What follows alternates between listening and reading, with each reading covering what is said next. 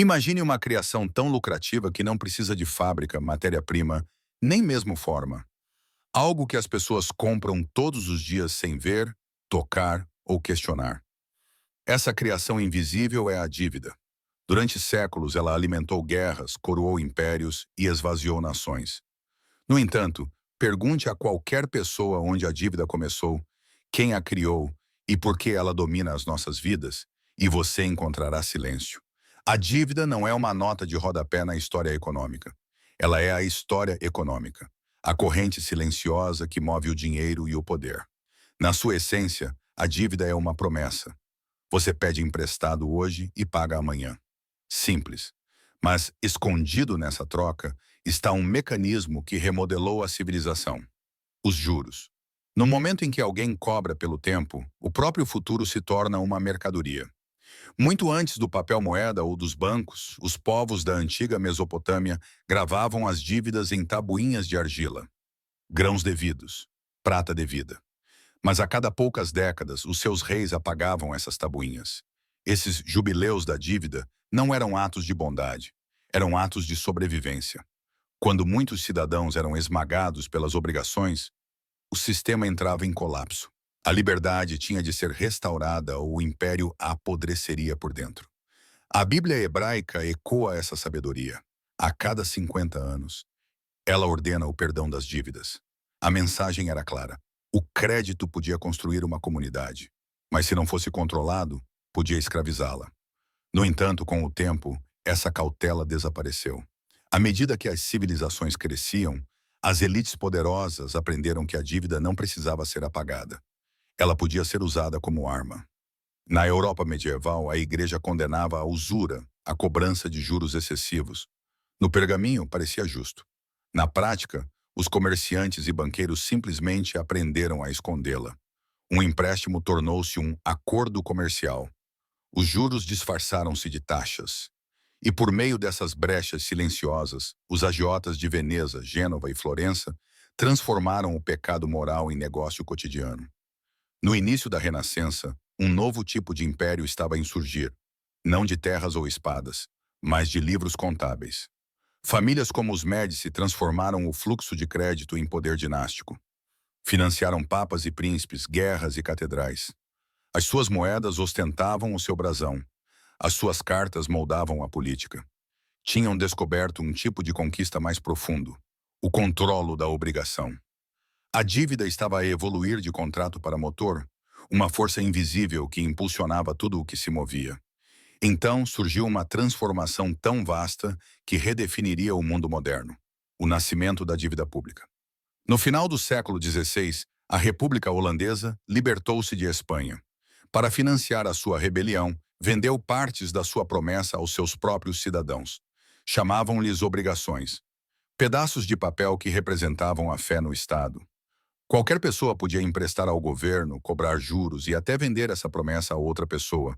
Pela primeira vez, a guerra já não estava limitada ao ouro no cofre do rei. Podia ser financiada indefinidamente, vendendo o próprio futuro. Os holandeses aperfeiçoaram o modelo, e em breve a Inglaterra seguiu o exemplo. No ano de 1794, nasceu o Banco da Inglaterra, uma instituição central que emprestaria à coroa, emitiria notas e geriria uma dívida nacional permanente. O acordo era elegante e revolucionário. O governo prometia o pagamento, o banco imprimia a promessa e os cidadãos aceitavam-na como dinheiro.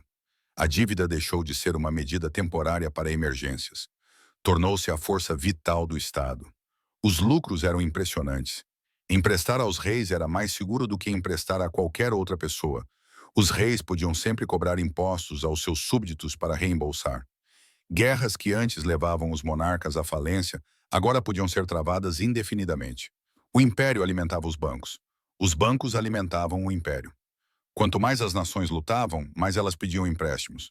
Quanto mais elas pediam empréstimos, mais ricos ficavam os seus credores. Era um círculo perfeito, girando mais rápido a cada geração. No século XVIII, os mercados de títulos de Londres, Paris e Amsterdã pulsavam como órgãos vivos das finanças globais. Soldados marchavam, navios navegavam, colônias caíam, tudo com dinheiro emprestado. Promessas em papel alimentavam o aço e a pólvora. Mas a teia do crédito estava a se espalhar para além dos palácios e parlamentos. À medida que o capitalismo industrial tomava forma, as vidas comuns eram atraídas para o seu ritmo. Ferrovias, minas e fábricas surgiam do chão, cada uma financiada por títulos e empréstimos. Os investidores compravam ações de projetos que nunca veriam.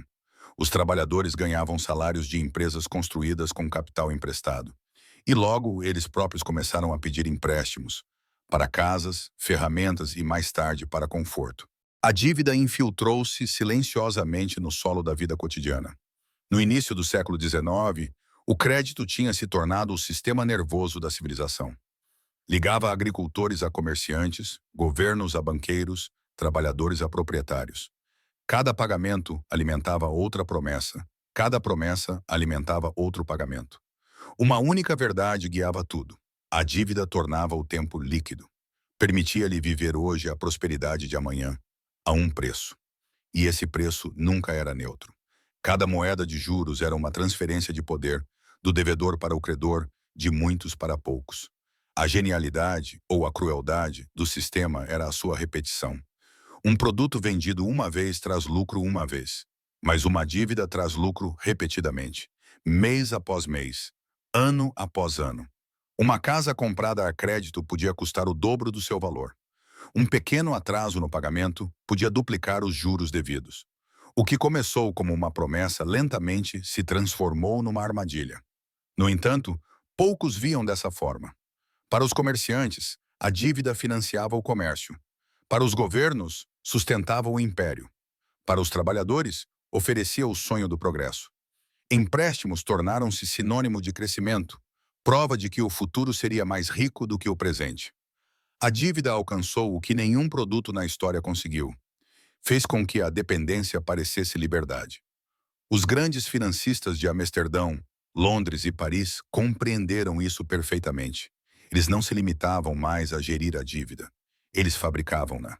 Cada nova guerra, cada nova ferrovia, cada nova invenção tornava-se mais uma oportunidade de emprestar, cobrar e expandir.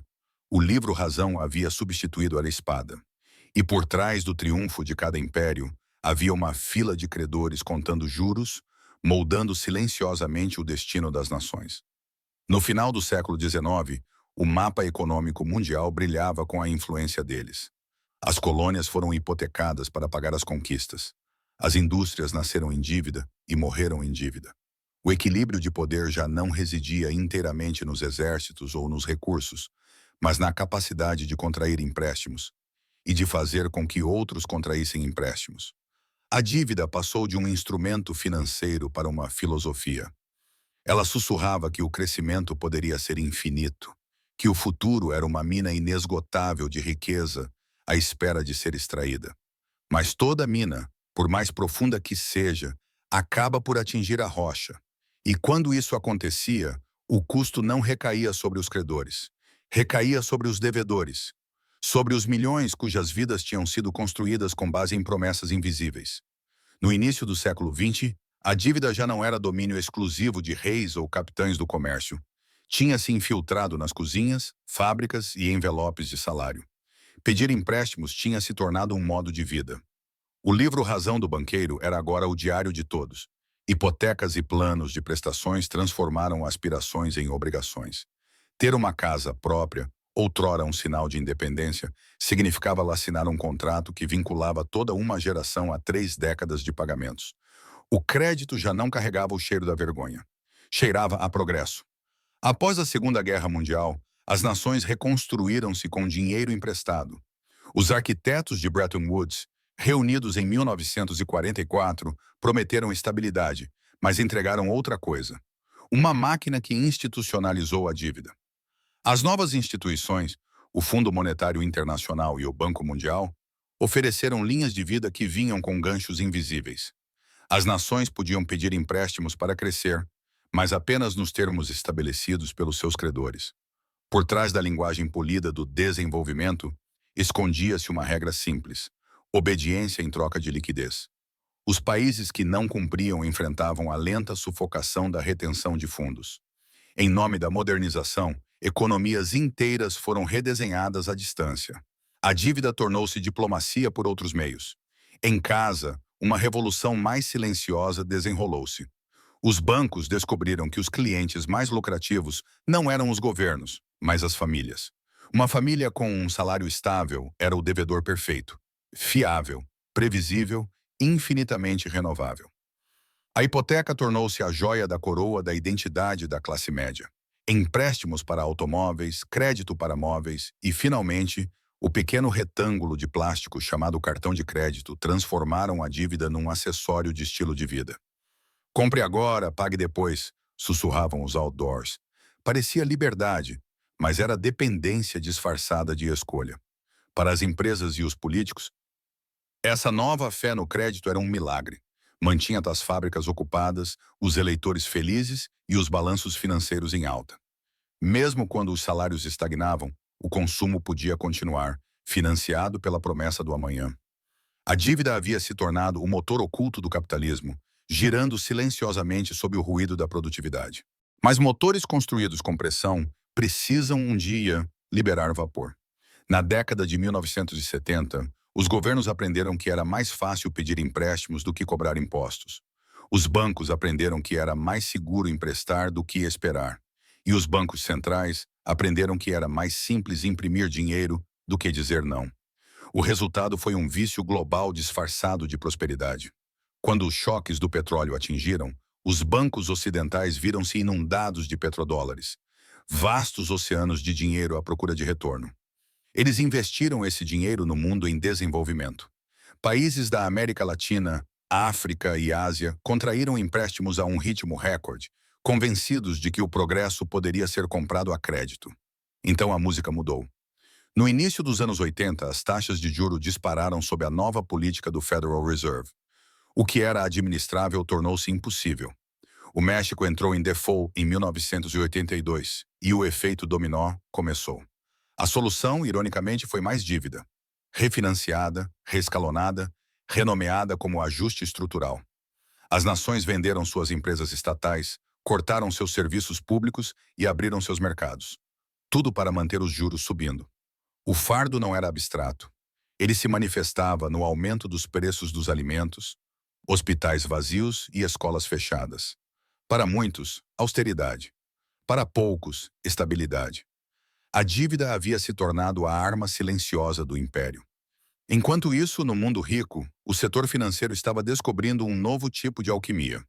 Não mais satisfeitos em lucrar apenas com os juros, os banqueiros aprenderam a vender a própria dívida.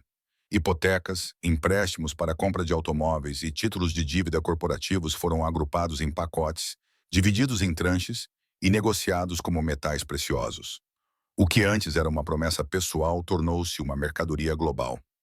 Esta foi a era da financiarização, o momento em que o crédito se tornou a matéria-prima da era moderna. Um banco podia emitir um empréstimo, vendê-lo a investidores e seguir em frente, cobrando taxas em cada etapa. Diziam que o risco era distribuído. Na verdade, ele estava oculto, à espera. Quando finalmente veio à tona em 2008, a ilusão se despedaçou.